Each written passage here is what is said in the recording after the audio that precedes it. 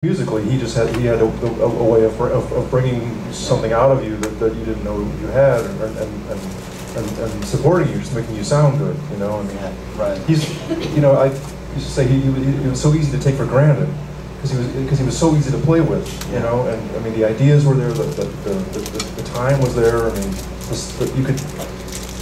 I mean, and one thing that was, you know, I mean, he heard everything, you know, like.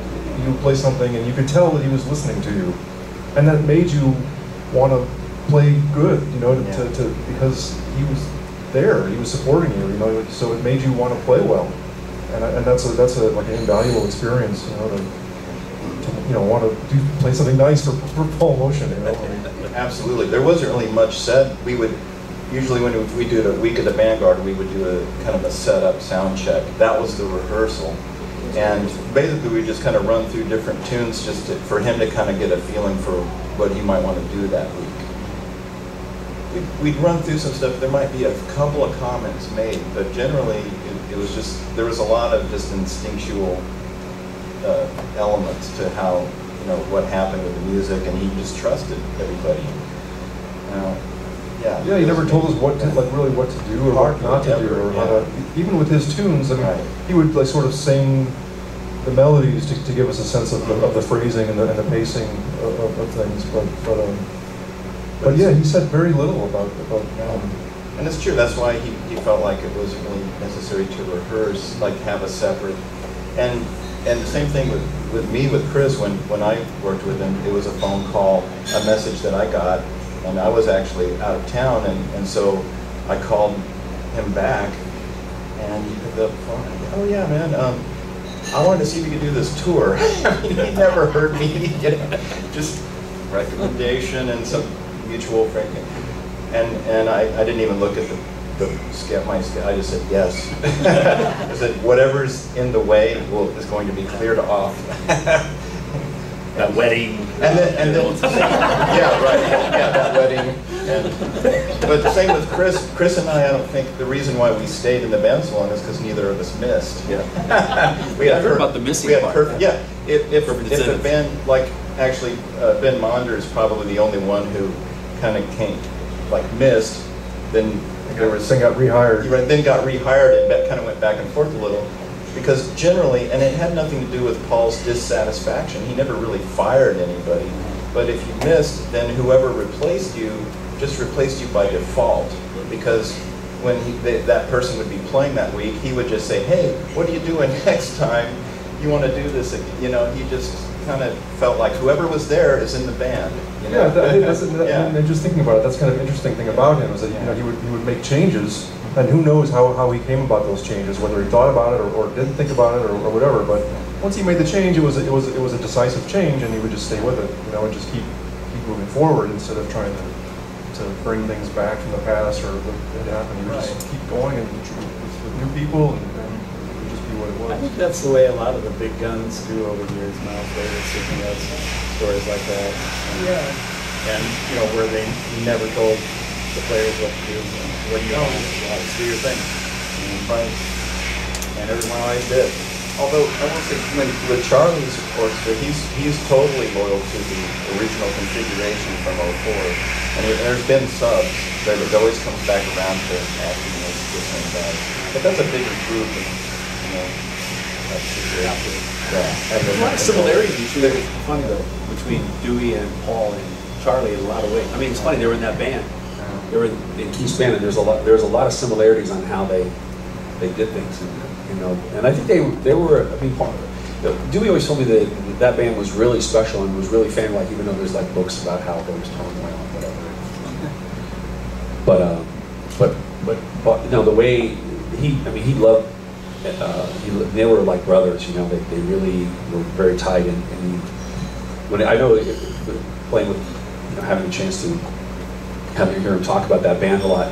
I mean, he said the way they would just blossom the music on stage. I think that's one of the great things about Paul's sense too, is that no matter what setting he was in, everything was clarity. He sort of welcomed this clarity, even if you guys had 3 guitar players and 2 bass players. I mean, I remember seeing one time going to Vanguard, and he was like, you and McHenry, and I think Thomas and Jerome and Matt, and it was like, wow, it was like a huge ensemble. And I thought, wow, and it just came out. You know, like really, there was daylight in all the sound. I remember seeing with Matt one time was it with Osby? Yeah, I saw that group, and that was the night. He said that was the trombone night. He said, "You're trombone player," and that was incredibly clear. And I saw him with Chris Potter, and Jason Moran. But it was like a week. It was a yearly pilgrimage. I mean, that was like to me an event when Joe Lovano and Bill Frisell and Paul would play. That became like a history thing every year. Like they played the last what week of August and the first week, or last 2 weeks of August and the first week of September. And I remember going there years ago to hear that group. This is before they were doing that time period, and they were playing "It Should Have Happened a Long Time Ago." This really great ballad of Paul's, and it was incredible music. And my wife, who's a violinist, leaned over to me. She said, "This is the most beautiful music I've ever heard." And it was really great. And he was something else. And so I remember one time too, me and Frank Kimbrough and Ben Allison went to see that trio, and we're at the bar at the Vanguard, which is a great place for the sound. Well, the whole room is great sound. And I know we broke out giggling at one point because the music was so funny. You know, it was just really funny. And then at one point we were just in awe of like how well they played together. And then we were all sort of doing the fake man, like, oh, I have something in my eye thing, because they were playing a ballad and it was so beautiful. And we always laughed about that. It was a great night of just going out the end. I think he brought out, and those guys are incredible musicians, but I mean, that particular trio is, wow. I mean, they were... I always felt like they kept getting better and better too, which is amazing. I mean, people of that age who've been playing so much and who've played together so much, they still kept sounding better and better. You know, it was just, just amazing.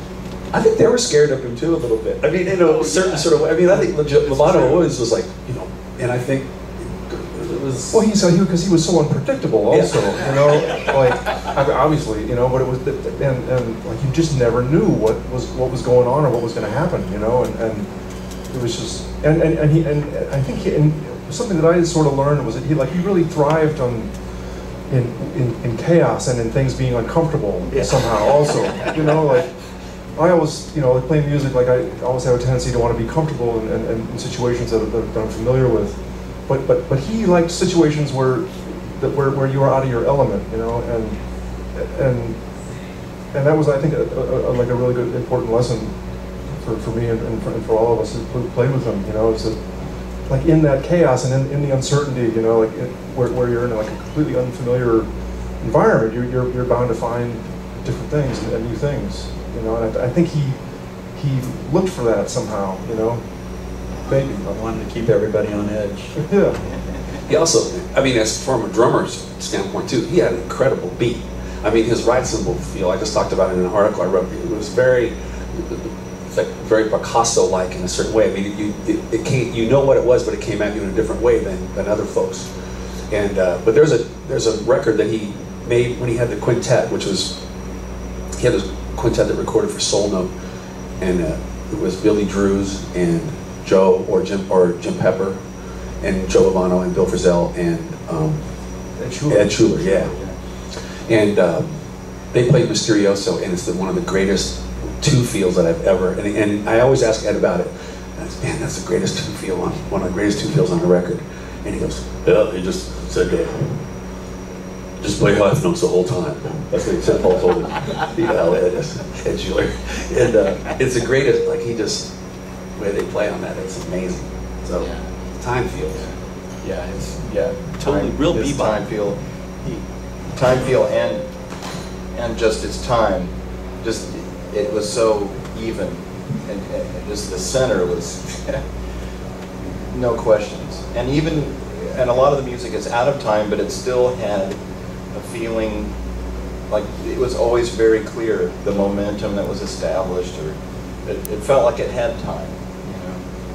There was always tons of clarity with all the music in that way. Tell us a little bit about the formation of this tribute band, how it came about, and some of your thoughts behind it. Last January, I got a phone call from Lee, who's booking the festival, asked me if I wanted to do this, put this together. And at first I was a little reluctant, and because it was kind of close to Paul's passing. But then I talked with Steve about it, and he was the first person I talked to. And then I actually talked to.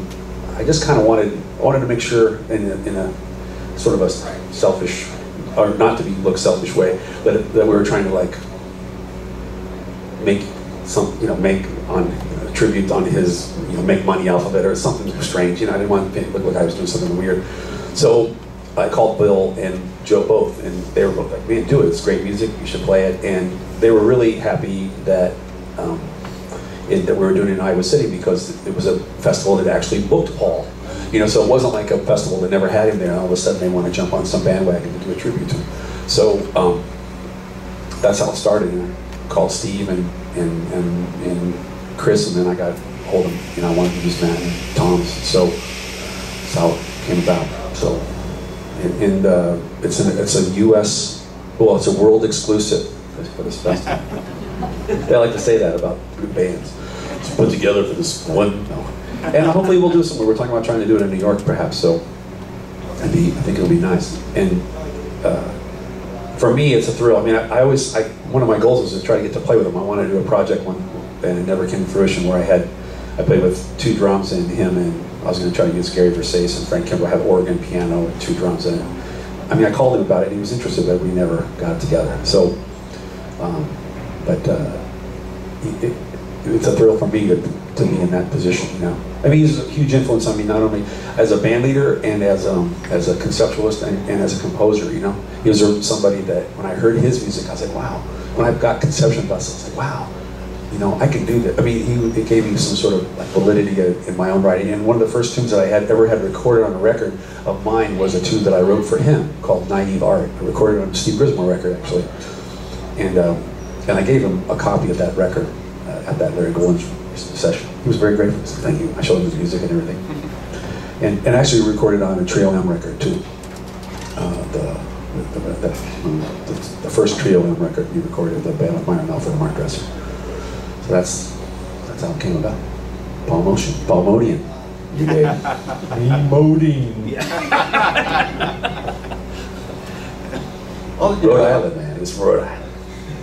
School of Hard Knocks. Yeah. Yeah, he was. I mean, I always remember like his how tenacious he was, and like how strong he was, and like at the end of the week, he was packing up his drums and he was taking them up the stairs. He didn't, here's one of the most legendary drummers ever, and he doesn't have like a drum endorsement or like people setting up his drums and taking his drums down for him. He just worked his whole life, and that was just part of it, and that was really inspiring to see. Like he didn't have a big management company or old school. I mean, he told me he never even had health insurance. I mean, he had Medicaid, And that's just to see him at the end of the night, a few of us would help him carry his drums up the stairs, but then he and put him in the back of a taxi cab and off he'd go, at like 2 in the morning or something.